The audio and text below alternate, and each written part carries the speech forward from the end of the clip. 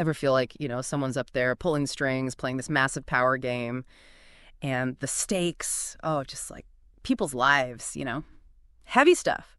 Well, that's exactly what we're diving into today. Oh, yeah? Exodus chapters 1 and 2. That's right, the ancient story of the Israelites in Egypt.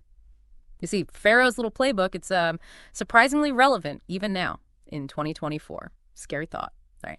It's funny you should put it that way. What always gets me about this story, what makes it really stick with you, is how it just lays bare those timeless things, Power, how it gets abused, people getting squashed under it, and then boom, you see this incredible resilience popping up. Makes you think, right?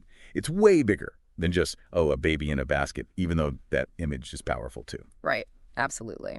Okay, so for those who need a quick refresher, we're in ancient Egypt. Things start out okay enough. Israelites are there doing their thing. But then new Pharaoh rolls up, sees how many of them there are, and, let's just say the guy freaks. Yeah, freaks is one way to put it. See, it's all about fear, right? This new Pharaoh gets it in his head that the Israelites, they're a threat, like to his power, to everything. Yeah. And that fear, it makes him do some pretty messed up things. Messed up is an understatement. I mean, first it's forced labor, right, which is awful enough on its own. But then he goes even further, like way further, ordering the deaths of all the newborn Israelite boys. Brutal. Yeah. Absolutely brutal.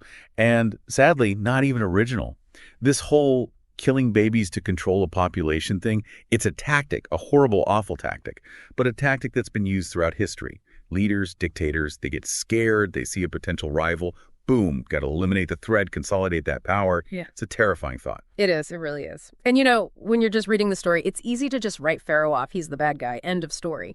But when you think about it, this whole create a scapegoat strategy, that's not just ancient history, is it? Sadly, no. No, it's not. We see it everywhere, even today. Look at how easily certain groups are blamed, right? When the economy tanks, when there's some kind of social problem, boom, instant scapegoat. It's easier to point a finger to say they're the problem than to, actually address the real issues. Classic power move. It's depressing how true that is. Okay, so we've got this backdrop of, total oppression. But then right in the middle of all this darkness, we see these glimmers of, just incredible defiance. The Hebrew midwives, right? Pharaoh, he gives them this direct order, this horrible, unthinkable order, and they basically say, nope, not going to do it. When you really stop and think about it, what those midwives did was extraordinary. Yeah. They were women, right, in this patriarchal society, entrusted with bringing life into the world. And they looked at Pharaoh, the most powerful person imaginable, and said, no. They disobeyed a direct order, knowing the risks, to protect these innocent lives. Their courage. Astounding. It's like the ultimate example of putting your own neck on the line for what you believe in, Seriously. They could have lost everything. Makes you think about people like Edward Snowden, Chelsea Manning, right? They risked everything, careers, reputations, even their freedom to expose secrets, to fight for what they believed was right.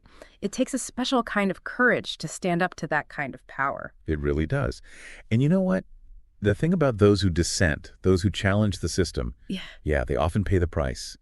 But oftentimes, those actions, they spark movements, they inspire change, and that change, it can echo for generations. It's incredible when you think about it that way. It's like a single act of courage can have this ripple effect, changing the course of history.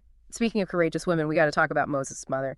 This poor woman, forced to make a decision, I can't even imagine. Try to put yourself in her shoes for just a second. The desperation, the fear, but also the love to protect her child, her baby. She came up with this incredibly risky plan, this tiny little rescue mission on the Nile River, of all places. And it worked. I mean, talk about a leap of faith, right? I think everyone knows that story, the image of that little basket floating down the river, this tiny hope bobbing along those reeds. It's burned into our minds, isn't it? And you know why? Because it speaks to something universal, I think. The lengths parents will go to, the risks they'll take to protect their children no matter what. It transcends time and culture, that fierce protective love. Absolutely. It's a powerful reminder that even in the darkest, scariest times, there's always hope. Okay, but then there's Moses himself. Can you imagine being raised in the lap of luxury? I mean, Pharaoh's palace. Only to discover, wait, hold on, you're actually one of the people this whole system is oppressing. Talk about an identity crisis, right? On a massive scale, it's like the ultimate nature versus nurture dilemma. You grew up with all this privilege, this power, but it's all built on a lie. It's got to mess with your head, right? To realize the very system that embraced you is built on the suffering of your own people. It makes you wonder about all the different identities people carry with them and how those identities, can sometimes be in conflict. It's a lot to unpack. We've gone deep on these, well, they feel like real people, even though the story is ancient. But how does what happened to them, to the Israelites, how does it still echo in 2024? It's amazing, isn't it? Like this story, these chapters in Exodus, they give us this lens, this way of looking at things that are still happening today. It's a framework for understanding power, oppression, and yeah, even hope. Think about it, the global refugee crisis, right? Millions of people fleeing their homes because of war, persecution.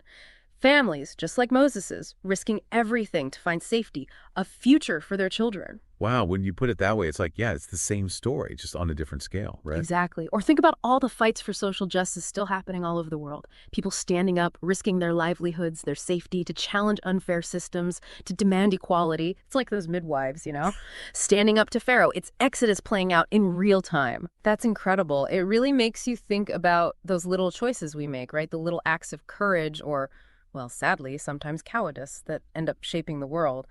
So what's the takeaway then? What can we learn from all this, from this ancient story?